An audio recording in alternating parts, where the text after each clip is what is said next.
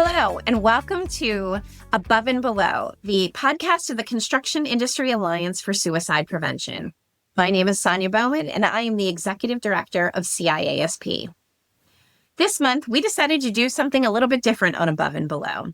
It's Men's Health Month, and we've assembled a dynamic group to have a raw, vulnerable, and open conversation about men's health and what it means to each of the people on this podcast.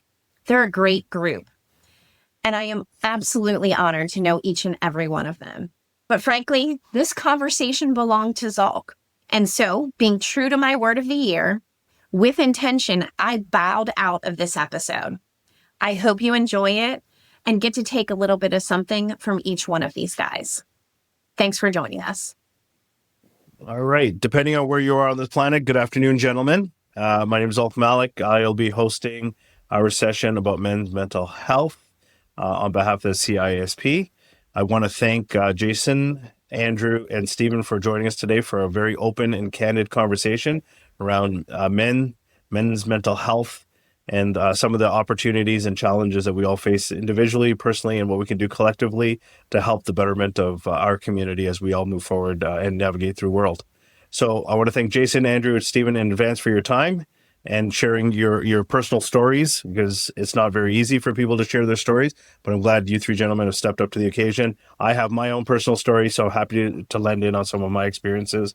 But I want to give everyone an opportunity. Jason, maybe we can start with you. If you want to give us a quick story about you. Well, first off, thanks for having me. My name is Jason Scholl. I started, I'm a commercial builder, so I build and renovate commercial properties. I started at the company at 19 years old, pushing a broom while I was going to school to be a Pennsylvania state trooper. I got accepted to State Police Academy after graduating college, had a frank conversation with the owner, decided that I wanted to stay here at the company. He convinced me a little bit, but said, stay 20 years, I'll sell you the company. So sure enough, 22 years after starting, he sold me the company a little over 3 years ago. And it's been a wild, fun ride. I'm 45 years old. I have a 4-year-old daughter and a 5-year-old son. I'm very passionate about the subject matter, despite, quite frankly, it not necessarily hitting close to home, the topic of suicide itself, but it's something that I'm passionate about. So I thank all three of you guys for your time.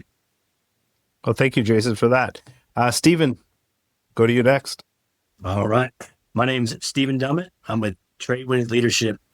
And my story with mental health really started a long time ago, and I'll save the long version, give you the Cliff Notes version.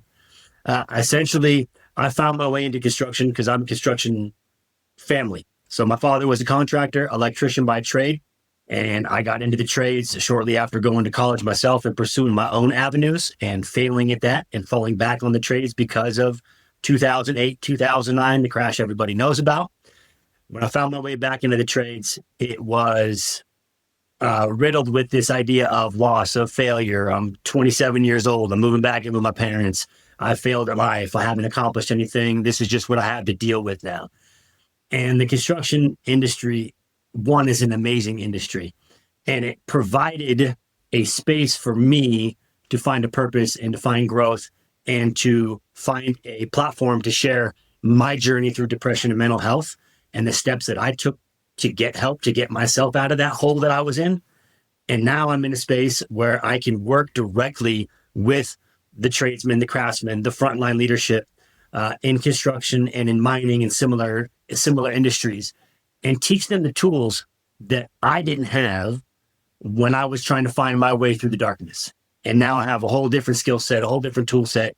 And I really look forward, and I'm passionate about giving tradesmen, especially men, these tools to start the communication process, to start connecting with one another. Awesome. Thank you so much, Stephen. I'm glad you found the light and you're here with us today. Andrew. Hi, good afternoon. I'm Andrew Theokas. I'm very, very, very glad to be here. Thank you for inviting me. I'm 55 years old. I am married 22 years to my wife, Lori. I have 3 children that are college age, senior college, sophomore in college, and a rising senior in high school. And I work for Benjamin Moore Paint Company. So I'm on the corporate side. I work for a corporate for a vendor. But in the course of my job in national accounts, most of my time is spent interacting with guys like Steven and Jason on the trade side as partners and working on behalf of customers. So I've had the opportunity to work with this in the paint trade for 10 years now. I had a sort of varied career before that, and it's been really interesting insight into this side of the profession. And the one thing I say to my kids, I find myself saying all the time, and I think I'm going to make a guess about Steven, because I've heard both of you guys say I'm the oldest guy on this podcast. And like I say to my children, I have this gray hair for a reason. It's here for a reason. It's here through experience. So I think as someone, we can all share with each other and share our experiences and the ups and downs in life and how we navigated them. And I really commend Sonia and Zulq, what you all are doing with this podcast and with this whole initiative. Thank you so much. And I think, Andrew, your experience with Benjamin Moore helps kind of shed light that this is not just at the general contractors level, what Jason can speak to. I've been in the GC role for a very long time, and now I'm on the technology side of construction. Stephen, you speak from the tradesman's perspective. Andrew, you speak on behalf of the suppliers world and the community. And really a lot of people who are listening in on this podcast and people that don't know construction as a whole don't appreciate that we consume a lot of different stakeholders to deliver an output, which happens to be a building somebody can walk in or walk through or process their materials or equipment through. So I'm glad to have the varying spectrum on this podcast today, and excited about the conversations we're going to have. So I'm just going to open it up really quickly. We all have stories. I'll quickly start with my story so to kind of shed light of, I'm comfortable talking about this. I had a very dark period of time. I was trying to be a dad. It took 7.5 years. I got punched in the gut, the head, the face. We had to abort at 21 weeks for all those that might think that that's offensive, but the baby was very, very sick. So after 7 years of trying, we still had to abort, and baby was not going to make it to full term. And that was my kick in the nuts. It was June the 4th. I was in North Carolina, away from my family. And I just thought the world was all dark. It was all cloudy, and it just progressively downrolled. And I was fortunate that I had the best group of friends on the planet that rescued me, not because I felt that I was at risk, but I was in a really, really dark and lonely place. But I wasn't alone. I was surrounded by love. So what gives you the comfort to be here today, Jason, to say, hey, I want to help my industry and I want them to understand that we're not alone? That's a good question. Again, starting pushing a brew at 19 years old, I was around all of the older, grumpy, middle-aged guys who were smoking, drinking, doing drugs, out of shape.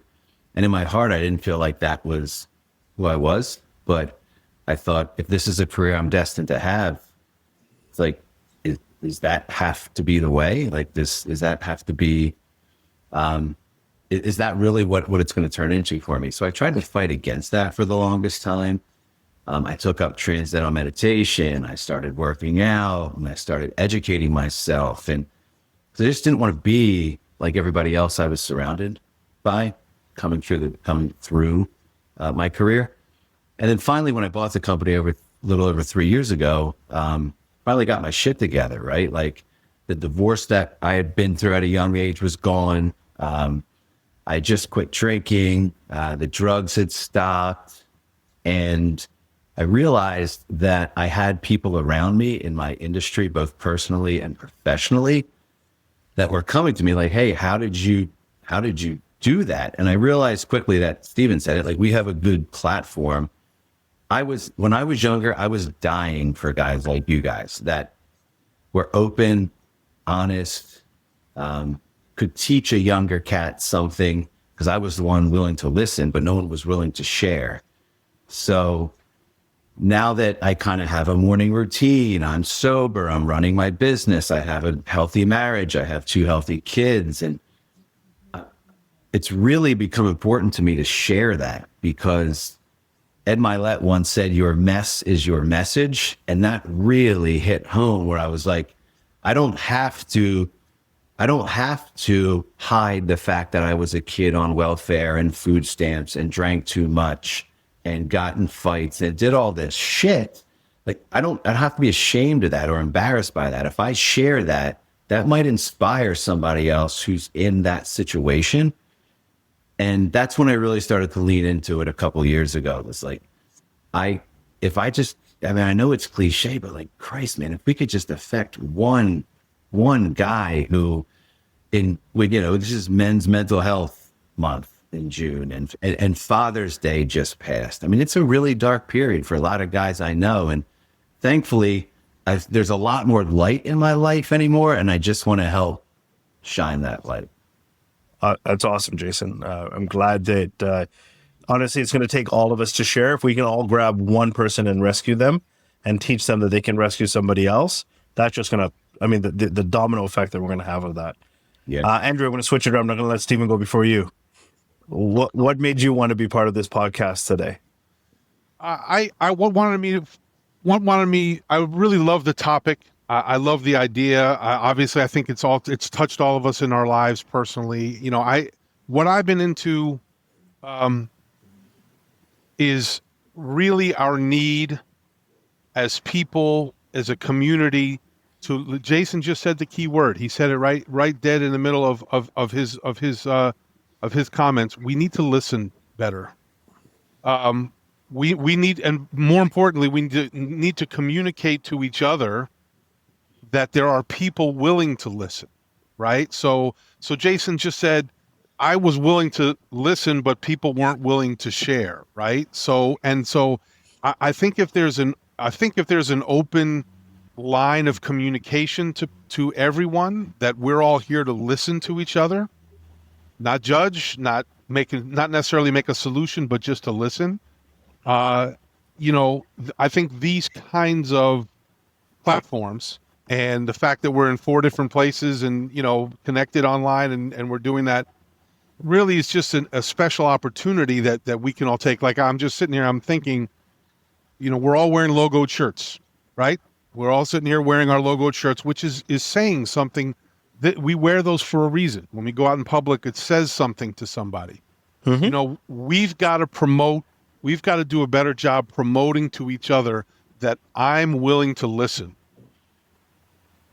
You don't have to tell me anything, but if you want to, I'm here and I'm willing to listen. So that's what got my interest in this. Again, definitely really I just love the direction that the whole organization is going in, and I really like this kind of platform to be able to talk. Awesome. Thank you so much. Andrew, we're happy to have you here. Love to see more of you getting involved with CIASP and how we get the whole supplier community coming forward to continue to sell their products to all the people that are going to ever need them, right? Stephen, what gave you the inspiration to want to be part of this podcast today, or what's the message you're looking to bring out? I'm super excited to be in this space, to share my story and to help people realize, more than anything, what I heard from Jason was there's power in the shared experience. And so that vulnerability and willingness to share our story and step up and model that for people is something that it could be a lot louder. So I look forward to turning the volume up on that. And to do that, we do need people that are more willing to listen and willing to share.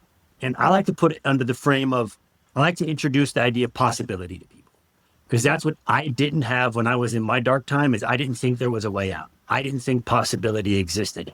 I didn't think life had more for me. I thought that was the hand I was dealt. This is what you're going to do. You're 30 years old now. You wear bags. You're a construction worker in the same hometown you grew up in.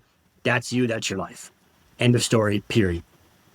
I didn't have possibility. Once possibility was introduced and I realized that I was capable of more, that I could do something else, that I could be a voice for other people, that I could learn these tools and then turn around and teach these tools, the whole world opens up. And I think that a lot of people get stuck in a space where they think that that is all that exists. And what they really need is someone to say, hey, another option does exist, at least one. It could be a million different options, but as long as you know that one other option exists and someone's there to support you to even look at it, that introduces possibility. And I think that starts the domino effect that we're really looking to take in the trades, in mental health, in men's mental health. You guys, I got to tell you something. I love it so far. We've heard the idea of sharing. right? We've heard the idea of listening and the idea of possibilities. And I think as an industry as a whole, if we bring all those three things together, if we can create the possibility to listen and share, we're just bound to have success amongst all of the working forces. So, Andrew and I guess have probably similar amount of timelines on the industry. I'm still going to say, Andrew, you're the older one of the two. I'll let you take that reign in that chart. So I'm closing in on 30 years of the industry. When I first started 30 years ago, it was a full pod to talk about how you felt. And today it's a complete different story, right? We're finding the courage to talk, right? So I'm going to go to you, Stephen. What are different ways do you think that we as organizations or individuals or as companies can do to encourage and create that courage to start talking about it? Because it's actually pretty hard. Everyone says, "Oh, just talk." It's not that simple. How do we talk? I think you hit it dead on. And a lot of people just have that idea of just start talking. Then everyone says, okay, great. How? Yeah. And the way I look at it is it comes down to communication training. We don't have to think about it. Like if you think about your communication as like a tool set, like a tool belt that you wear, your bags, right? Most of us have figured out or ingrained the tool set that we speak from, that we operate with, our verbal tool set, by the time we're like 10 or 12 years old. And so that really means we're learning from our immediate family, our parents, aunts and uncles, close mentors, whatever our unit was, that kind of our tribe growing up, if you will. Yep. And until you like lean in and start to expand that tool set, you don't realize that you're working with a tool set that you got when you were 12. Like, would you want to work with the tools that you had when you were 12? Would you want to work with a cell phone or a computer that's 20 years old? Like, we upgrade all these other systems and we don't think about our ability to communicate as a system that can be upgraded. And so I think when companies start to lean in and you get into leadership style trainings or communication based trainings, and I definitely want to be very pointed and say, let's also make sure we give all the blue collar craft and field workers the same opportunities to grow those tool sets. We call them construction warriors from now on, Stephen. Construction warriors. Our construction warriors. They're all our construction warriors. Construction warriors. Our construction Let's also train all of those warriors how to communicate more effectively, how to start being more vulnerable, how to even ask open-ended questions and continue a conversation that doesn't end in a bunch of statements. These are the basics that you get two people that have worked together for 20 years to start practicing open-ended questions. They'll learn more about each other in 5 minutes than they would have the last 20 years just talking about work-related things. Because, oh, I didn't know you grew up in that state. Oh, you went to that high school. Oh, you're into fishing. Oh, I didn't know you liked classic cars. Whatever the thing is, now we're creating connection because we have some sort of bond or something that we relate on besides work. So I think communication training, it'd be a great way to approach that. I love that approach. And Andrew, I'm going to position that communication training a little bit differently towards you. Jason and I got little ones. We're navigating through different events in their lives, which are dictated by a lot about YouTube today. How do you, as a parent of an older person who can help mentor some of these people that are bringing these younger people into the job site, how do you communicate to the teenagers and the sophomores and the first year university students? Great question. The first thing that, I think that being open about understanding where they are, right, and not lamenting where they are, right. There's we're now of the generation that we didn't like when we were in the younger generation, when the old heads told us, hey, this is not, you young people don't know what you're talking about. Now we're on the other side of it, right? So we have to remember that. We have to remember our experiences. I think, I think the best way for leaders, we're all leaders here. The best way for leaders to talk about this is to fold it into, the SOP of what you do on a daily basis. I mean, people understand standard operating procedures. Young people understand them. They may want to know why there are standard operating procedures. I think it's an important thing for leaders to be able to explain why this is our SOP. But if Jason was opening a job site, if Stephen was opening a job site, there's SOP, safety, cleanliness, how you start the job, how you set up the job, all that kind of stuff. Well, part of that SOP is communication, listening, understanding each other. So if you fold that into, People in this generation have enough information at their fingertips, younger people. They have enough information at their fingertips than they need. What they don't have enough of is the why, what we're thinking, why these are set up, what's the reason for them. And I don't think we should dismiss out of hand the reason that they're asking those questions. It's okay to ask those questions. Yeah. And so I think that's and by the way, the most I ever learned from my adult kids is when I just listen to them when they don't even know that I'm here. Drive them somewhere. That's the number one piece of advice, by the way, I give to all parents. Drive your kids somewhere and their friends. Don't try to make jokes. Don't try to tell them what song this was sampled from on the radio. Just listen to the conversation. Man, it's amazing the things that they'll let out. So that's my take on that. Awesome. But I think that I bet you if you polled all the construction companies out there today and say, do you have an SOP on communication before you start your day with your team? They'll all be like, what do you need that for? And I think the number would be in the high 90%, so they'd all hit that fail rate going, I should have had an SOP about communication. And it sounds like that, like Andrew said, listen in the car, what your kids are actually talking about. Give the kids, and really the job site is, to me, I've always seen the construction sites, without belittling, it's a sandbox with just bigger toys and cooler toys in it. There's still a bunch of kids at heart that we're trying to tell them, just don't be your authentic self while you're building, be someone else. And let's just be our authentic selves on the job site in the morning and just have a chance to talk and say, hey, Stephen, how are you feeling today? And actually give them a chance to say, actually not really good. Well, why? What happened? And giving ourselves that 5 or 7 or 10 minutes in the day that can say, maybe Stephen, it's time for you to go home today because you got other shit you got to deal with. But I'd rather you come back fully rested tomorrow, and hopefully your things have been taken care of. So, Jason, I know your feed just cut out real quickly, bringing it back to you. Andrew taught us about, hey, just listening in and hearing what people are saying. I know you're a dad of of a couple little people. I'm a dad of a little one. What do you have about communication that you could share with these guys, with the rest of the community? Yeah, it's interesting. First of all, Andrew kind of touched on what I was going to say. So with my little ones growing up, everybody kept telling me that more is caught than taught, right? I think Andrew touched on it about being in the car, teach them all you want, but they're going to catch more than what you teach them. So for me, I try and take that mentality to the job site, right?